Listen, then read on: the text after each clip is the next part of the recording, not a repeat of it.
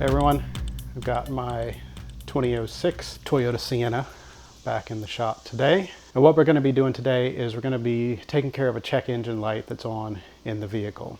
I feel like you've probably seen a check engine light before. This is what it looks like. This light here does not go off after you crank it up. So I got one of these little computer that hooks up to your vehicle and can show you what the code is that the computer in your car is generating. You can take that code, toss it into the search engine of your choice, and it will tell you what the problem is that your car is reporting. So what I found is that the oxygen sensor, bank 1 sensor 2 on my vehicle was in error. And the replacement seemed like it was pretty easy to do, so I thought I would tackle it myself. I ordered the part from Amazon. The links to all these parts and everything will be below.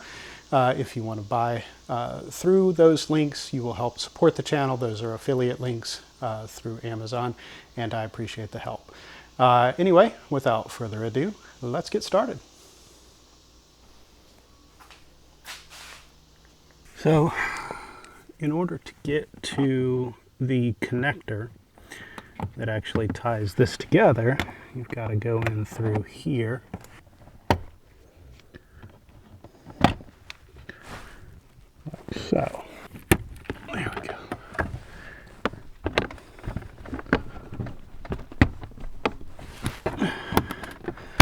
Has a couple little tabs there. You've got to get that out of. Then inside of here you find this little connector. There we go. So there's the adapter. It has this little pushing pin on the back of it. Just clips up into a bracket on that side. And then you have this little rubber grommet. Kind of fold it over and shove it through that hole, which leads under the car. That whole thing can push through, and everything else can be done underneath. So like I said, the rest of the job can be done under the car until we're ready to push that cable back up through the hole and seal that grommet back into place. This is the sensor I got.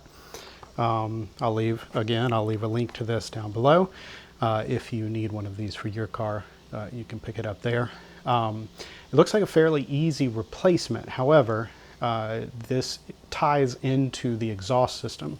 The reason I say that is because with the heating and cooling of that system, the part that we're replacing and that exhaust pipe have essentially kind of welded themselves together.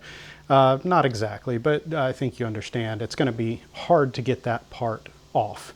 So what you want to get is some penetrating catalyst, this stuff, and you want to, probably the first thing you want to do is spray this onto the fitting where it screws into your exhaust line, and that will help you once you get to that step to make it a little more loose, a little easier to pull out of there. You want to spray this on, give it 10-15 minutes to work itself into those threads and loosen everything up enough to where you can pull that part out. So that's where we're headed now. Join me under the car. All right, so we're under the car. This is the, there's your right tire, left tire over there. Front of the car is down that way.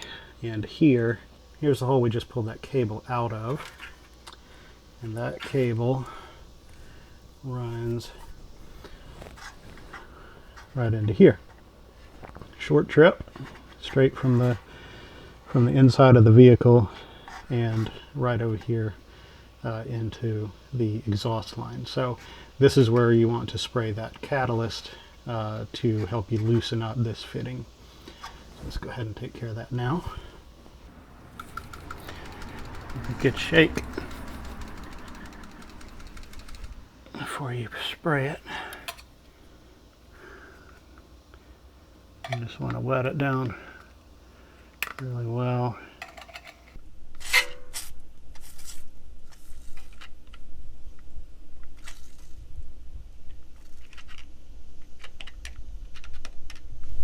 And then we're just going to let that soak in real well, and come back in a minute and get that taken off. We'll have to pop off this grommet so that we can actually get the wrench down and around that part there.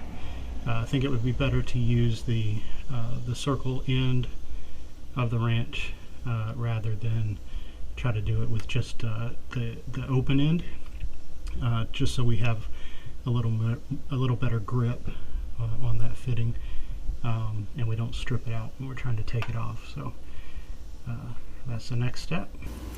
7/8.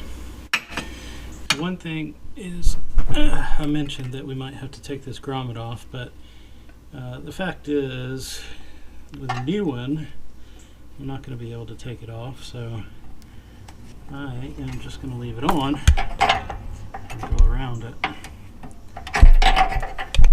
and hope that we can get this thing broken loose. Ooh, that's tight. There. Sorry about that. Hit the camera a bit there, but it looks like it broke free. Take this back off, and this whole piece here should unscrew fairly easily once it's been broken free. I understand that you can't see anything but the back of my hand, but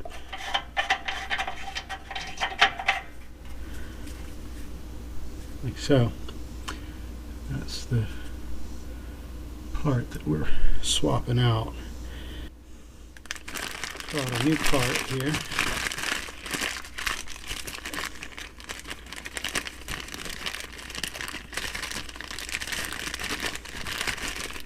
So the new part is going to have the sensor, of course, with the cable and the connector that goes inside, and it has a little boot on it there, and it also has a little tube of anti-seize, and we're going to put that on the threads here, and that should just help it to come out easier in the future.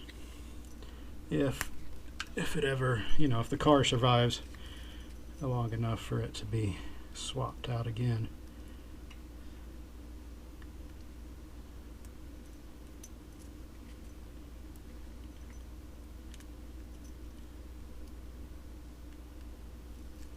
There we go. That new part slides back in.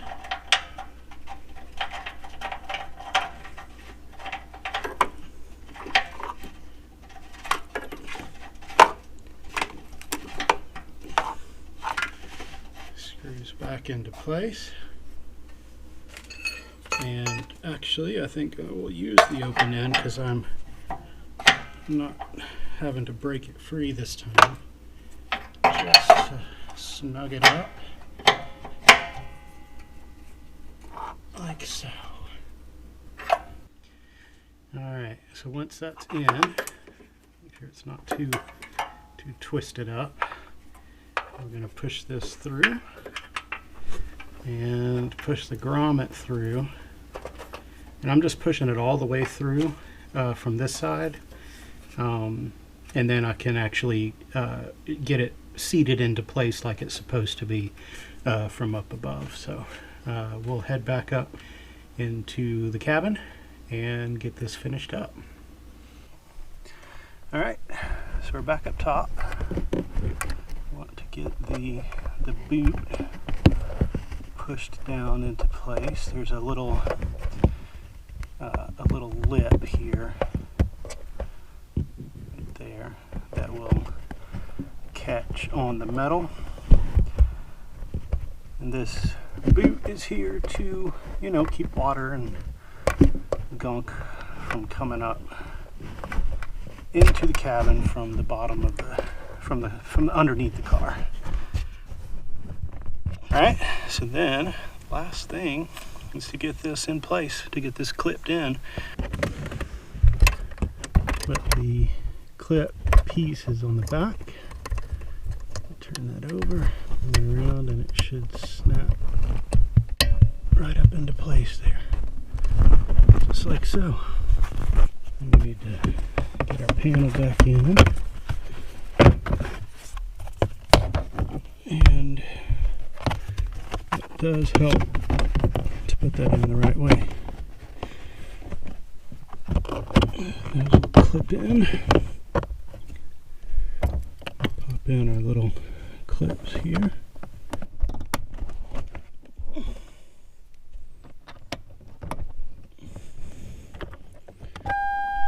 Last step is to crank it up.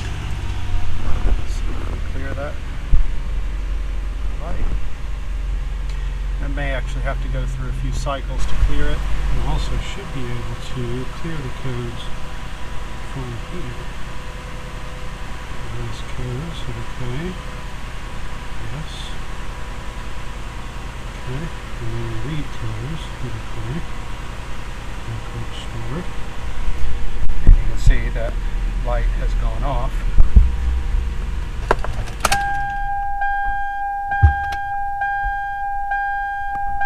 Let's crank it again. Wow. It's beautiful. That's going to be it for this video.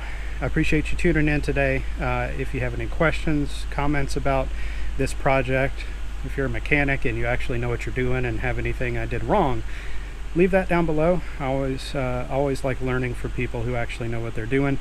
If you need to do this project yourself, if you want any of these parts or anything like that, all those will be linked down below.